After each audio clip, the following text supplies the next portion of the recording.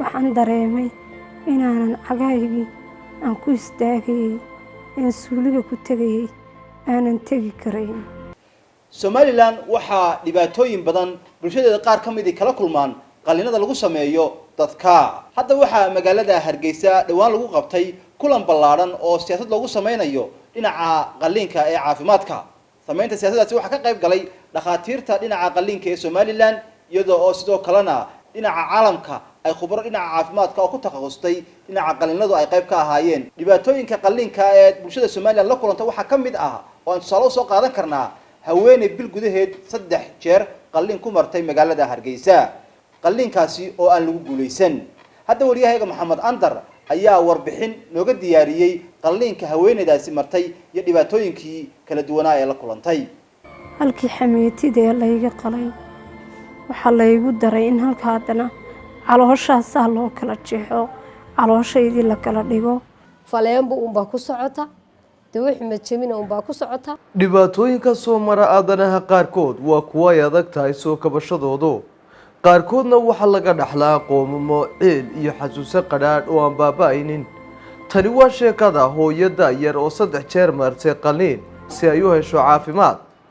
walow dhakhaatiirta qalliinka ku sameynaya ay dadaal badan muujiyeen haddana qalliimadaasi ma aanay noqon kuwa guulaystay waxaana ay noqdeen kuwa kala dhantaalay nolosha hooyadaasi isla markaana uga sii daray xaalka hooyadaasi oo markii ahaa bukaan socod haddase waxay noqotay dhulyaal aan sariirta ka kacayn isla markaasina naafo ah. muddo badan bay xameetidu xanuunaysay saymka muddo dhow aad bay xanuunto waan ka tamarin waayay waxaan damacnay in dhakhtarka aan tago si layga jaro xameetidan aan caafimaad u helo. dhakhtarka ayaanu tagnay shay baadhiyo sawiraan badan baan maray waxaa lay sheegay xameetidaydu qalitaan mooyaane in layga soo saaro mooyee inaanay xal kale ku dawoobeen kaniina aanan lahayn.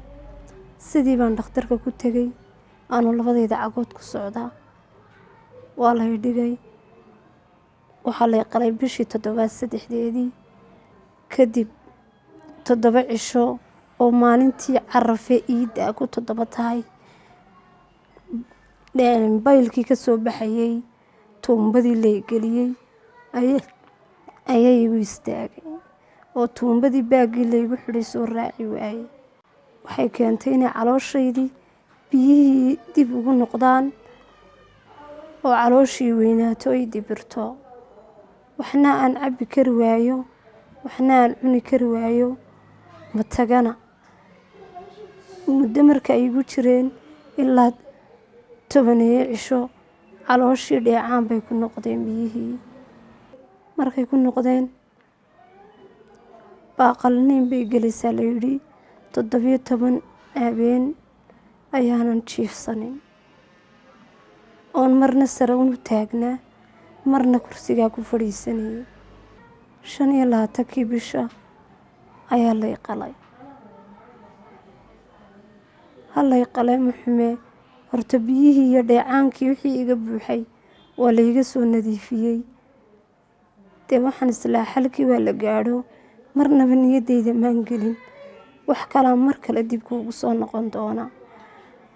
markaan ka soo noqday koomadii anoo calooshaydii maran tahay baad soo miirsaday waan seexday 2 habeen markaan seexday in caadi yahay ayaa habeen 3aadkii halkii qalliinka laygaga sameeyey biyihii ka imanayay iga soo boodeen ayaamay socdeen way igu istaageen sidii ka daalig baan u dibiray. markaan u dibiray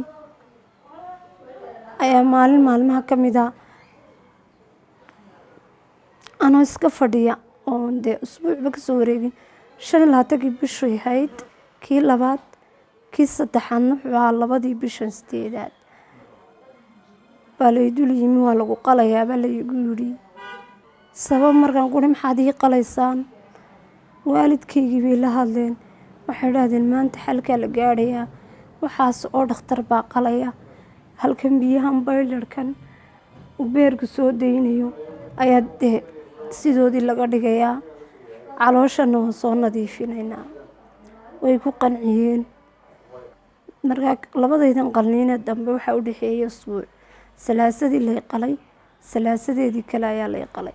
Isniintii ayay ku qanciyeen, waa lay diiwaangeliyey. Ilaahay baan iska tawagalay mar haddii dee qof caafimaad sugaanahay oo aan xanuunsanayo. Cagahaygaasaan tiyaatarkaa laygu qalayo ku galay. Waa lay soo qalay. halkii xameetidee layga qalay waxaa laygu daray in halka haddana calooshaasaa loo kala jeexo, calooshaydii la kala dhigo oo bannaanka calooshii markay sifaynayeen ay soo dhigaan. Koomadii hore waan uga soo bixi waayey. Xaaladdaydii way cuslaatay maadaama markii hore aan ahaa qof jirhkeedu isku joogtay nafaqadeeduba. 3dii qalniinba dhiigayga iyo anigu unba marayay, wax kale ii sameeyey dawooyinkaa mooyaane ma jirto. Suuxdintii ayayga awood badatay. Waxay idhaahdeen qaybta ICU-ga ayaa la dhigayaa. alxamdulilah waan ka soo noqday suuxdintii saddexaadna. ICU-gii baa lay dhigay. 4 habeen baan ICU-ga ku jiray oo dawooyinka laygu ilaalinayay. hase ahaatee waxaan dareemay inaanan cagahaygii aan ku istaagayay, aan suuliga ku tegayay aanan tegi karayn. haddana waxa iigu dhacay subax ka midaan soo toosay inaanan indhaha waxba ka aragba. qofka ii dhow ee hortaagan mooyaane ka ku xigay inaanan wejigiisa kala saarin. oonu arkay inuu qof yahay laakiin ciduu yahay inaanan kala saarayn. caddaan iyo madow unbaan u kala saaraya. fariinta aad u dirayso dadka muslimiinta daawanaya waa maxay tahay? muslimiinta waxaan ku codsanayaa intii wax awoodee wax bixin kartaa inay igu caawiyaan si aan dhakhtar u helo, oon caafimaadkaygii haddii ilaahay ii qadaro uu iigu soo noqdo. inantan maxay hayday dhakhtarka weyne Hargeysa ayaa lagu qalay, iyadoo cageega ku socotay tagtay. waxaa laga qalay xameyti bishii 7 3deedii. haddana qalliin labaad bay martay. haddana markii dambe 2 habeen markay joogtay ay dee caafimaadday, wixii ka caafimaaday ayay sidiisi leeg haddana dheecaanka yimideen. ay dibiradii iyo xanuunkii haddana halka yimaadeen. anigoon ogeyn bay haddana nagu yidhaahdeen mar saddexaad waanu qalaynaa. way qaleen markii saddexaad oo qoyaankaas halku ka imanayeen xal ka gaadheen. wax maxay hayday xalana maydee ka gaadhinoo adigoo taa sarirta imika jiifta. ilaahay qadartiisa adigu qalliinkii horreeyana waxyeelo ka soo gaadhay inantaa. iminkana waxaana lagu yidhi wax dalka gudihiisa loogu qabanayo ma jiro, dibadda mooyaane hindiyaana ugu dhow. inanta yare Hodan Cali waxaan ahay habaryarteed. intaa cishee la qalaybana waan la joogay. 3 jeer qalliinkii lagu sameeyey kii u dambeeyey baa ugu sii darnaaday. imika usii khalaas u taagantay. faleenba unbaa ku socota, dawo xumed jabina unbaa ku socota. dheecaanku meesha uu qulqulaya shalay iyo maantaad moodaa inuu roon yahay.